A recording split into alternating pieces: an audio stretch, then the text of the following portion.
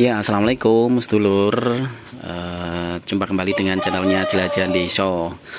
Nah, kebetulan untuk hari ini kebetulan hari Rabu ya, hari Rabu. Hanya untuk persiapan saja, persiapan trip. Kebetulan untuk besok pagi ada trip 2. Yang ini rencana ke Madiun, yang ini rencana besok city tour ya, city tour Jogja. Nah, kebetulan saya sendiri yang bawa untuk city tournya. Untuk yang Madiun nanti teman saya yang suruh bawa yang berangkat ya. Nah, ini kenapa saya menghidupkan lampu isyarat atau lampu harsat ya, lampu harsat. Ini hanya sekedar cerita dan juga berbagi informasi, berbagi tips juga. Semoga saja ada manfaatnya. Jadi gini, lampu harsat kadang penggunaannya ada yang salah kaprah, ada juga yang belum paham juga seperti itu ya. Meskipun ini hanya sepele tapi sering diabaikan seperti itu ya.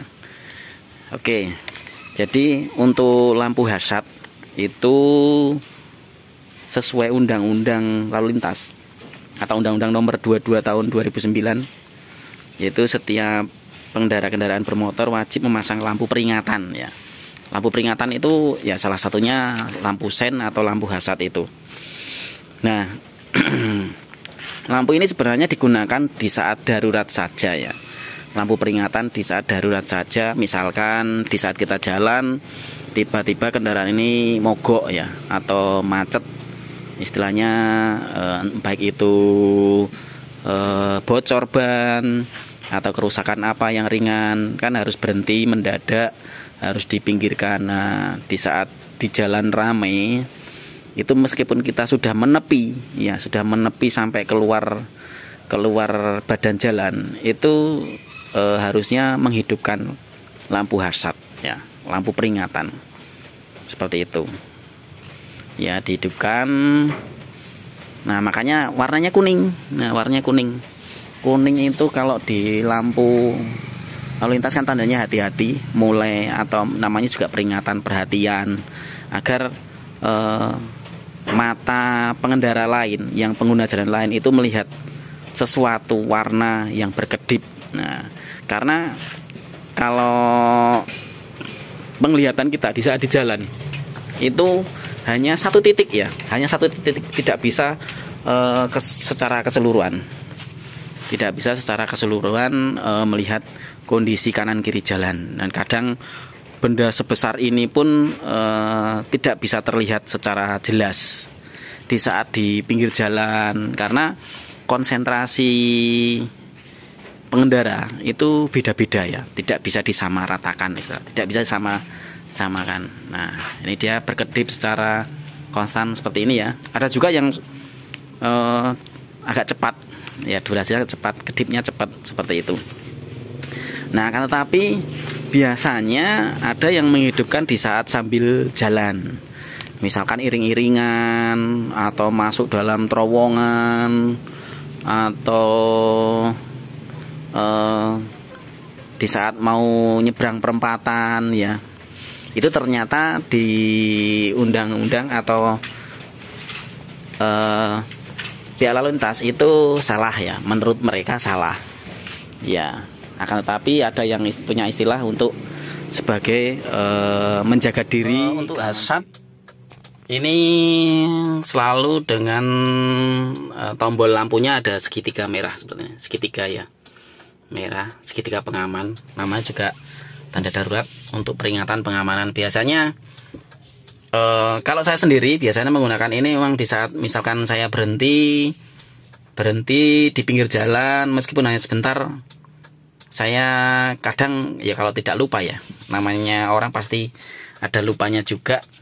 Jadi saya hidupkan di saat berhenti di jalan yang ramai, atau apalagi kalau malam hari, penting sekali ya penggunaan lampu hazard ini ya. Meskipun saya sudah berada di luar jalan atau keluar badan jalan, itu baiknya dihidupkan. Nah, kalau sekarang kalau di saat mau perempatan ya, biasanya sebelum perempatan itu saya menghidupkan itu kalau emang kondisi lampu lalu lintasnya itu tidak berfungsi normal, misalkan kuning-kuning seperti itu ya, itu saya juga menghidupkan. Kenapa? Bukan dalam arti lebay ya, tapi lampu hazard ini kuning di kanan kiri. Jadi kadang di saat sampai di perempatan kita itu menentukan arah ya. Kadang ada penumpang yang, "Mas, arahnya kiri, Mas, bukan ke kanan." Nah, kadang jadi kita menyesuaikan permintaan ya, mendadak, kadang-kadang mendadak, daripada nanti kita terlanjur masuk keliru. Ya, jadi untuk memberikan keamanan ya, keamanan di kendaraan saya yang saya bawa, karena pergerakan kendaraan ini tidak bisa dibaca oleh orang lain ya. Pergerakan kendaraan tidak bisa dibaca orang lain, karena dengan adanya hazard ini sebagai peringatan lampu kuning untuk berhati-hati, baik yang di belakang atau di depannya.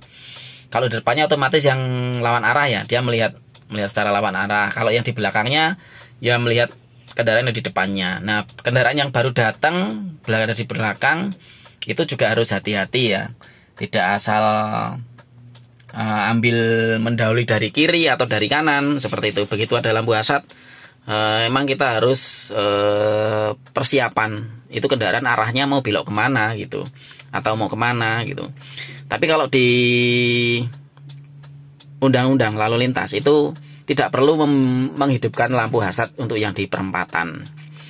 Nah, saya rasa ada juga yang menghidupkan, tapi kalau saya diri pribadi kadang saya hidupkan, kadang tidak ya. Tapi banyak tidak saya hidupkan untuk antisipasi saja, karena sekarang kondisi lalu lintas di jalan itu sangat ramai sekali, sangat padat sekali, dan kendaraan sepeda motor itu kadang etika berkendaranya ya tidak hanya sepeda motor sih sebenarnya.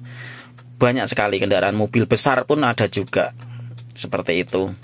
Untuk tidak mau mengantisipasi adanya tandanya lampu peringatan. Ya, jadi sebenarnya untuk menjaga diri saja ya, dengan adanya lampu hazard ini sebagai untuk menjaga diri kendaraan kita agar tidak terkena kendaraan lain atau tersenggol oleh kendaraan lain. Ya, seperti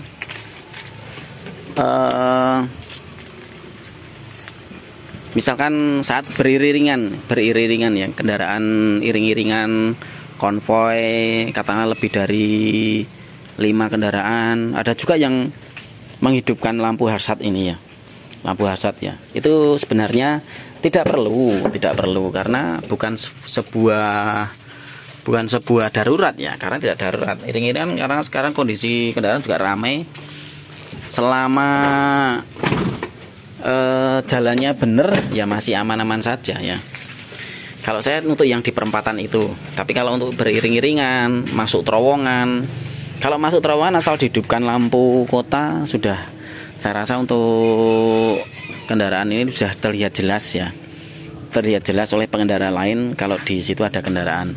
Karena kebanyakan terowongan itu tidak terlalu gelap, kecuali terowongan yang panjang itu bisa gelap, seperti di Bandara YIA itu terowongan sepanjang 1,3 kilo ya, cukup panjang kan. Kalau sudah masuk ke dalam itu cukup gelap sekali ya. Cukup hidupkan lampu biasa saja sudah aman menurut saya, tidak perlu menghidupkan lampu hazard ya.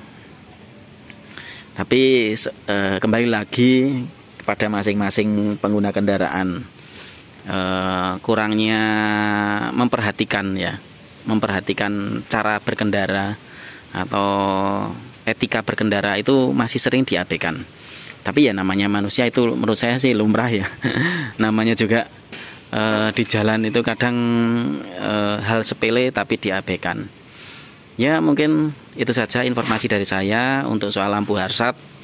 Digunakan sesuai pada umumnya atau sesuai pada aturan yang sudah berlaku seperti tadi ya, hanya peringatan saja, tanda peringatan untuk kondisi kendaraan ini sedang berhenti ya, berhenti di pinggir jalan atau mogok.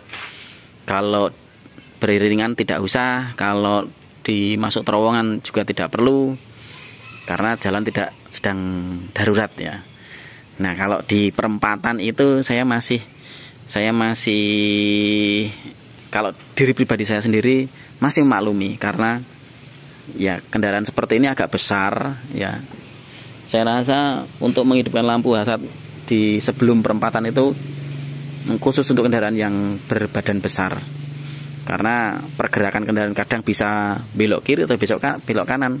Itu kadang mendadak ya. Tapi kalau udah kita hidupkan lampu harsat, memberi tanda ke pengendara lain untuk jaga jarak ya. Seperti kemarin saya di Bawen itu jelas saya udah ambil kiri, belok kiri, kendaraan ambil di kiri saya, dia udah sen kiri, tahu-tahu di depan dia ambil kanan secara tiba-tiba. Ya otomatis kalau saya sih sudah siap, cuman saya memberikan klakson panjang untuk memberikan peringatan kepada pengendara tersebut. Ya mungkin itu saja informasinya, semoga bermanfaat. Jika ada salah dalam penyampaian atau mungkin bisa untuk tambahan masukan, bisa tulis di kolom komentar. Oke, terima kasih sedulur. Untuk video hari ini saya rasa cukup. Oke, terima kasih.